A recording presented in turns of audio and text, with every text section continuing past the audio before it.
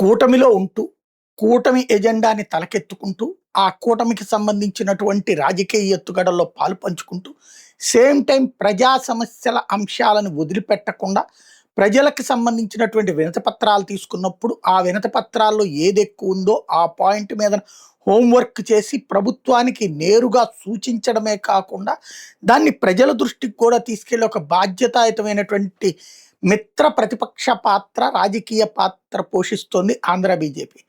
తాజాగా వీళ్ళకొచ్చిన సమాచారం ఏంటి అంటే, ఎక్కడి నుంచి ఎక్కడికి వెళ్ళిన బీజేపీ వాళ్ళకొస్తున్నటువంటి కంప్లెయింట్, సేఫ్ డ్రింకింగ్ వాటర్ రావట్లేదు, కలుషితమైన నీళ్లు వస్తున్నాయి, అనారోగ్యాల పాలవుతున్నాం, మంచినీళ్లు తాగడానికి పనికి రావట్లేదు, వాడకానికి మాత్రమే పనికొస్తున్నాయి, దానికి మురికి నీళ్లు యాడై వస్తున్నాయి అన్నటువంటిది. దీని మీదన బీజేపీ ఆయా ప్రాంతాల్లో ఉన్నటువంటి తమ కార్యకర్తలతో క్రాస్ చెక్ చేస్తే, నాయకులతో క్రాస్ చెక్ చేస్తే తేలింది ఏంటి అంటే, అనేక చోట్ల పాతబడిపోయినటువంటి పైప్ లైన్లు, అలాగే డ్రైనేజీలతో అనుసంధానమై ఉన్నటువంటి పైప్ లైన్ల కారణంగా అవి చివకడం, లేకపోతే తుప్పుబట్టడం, ఇట్లాంటి వాటి వల్ల అందులోకి చేరుతున్నటువంటి మురుగునీరు, అక్కడక్కడ పైపులు పగిలి వాటి వల్ల ఎదురవుతున్నది. ఈ అంశాలన్నీ దృష్టిలోకి వచ్చినాయి.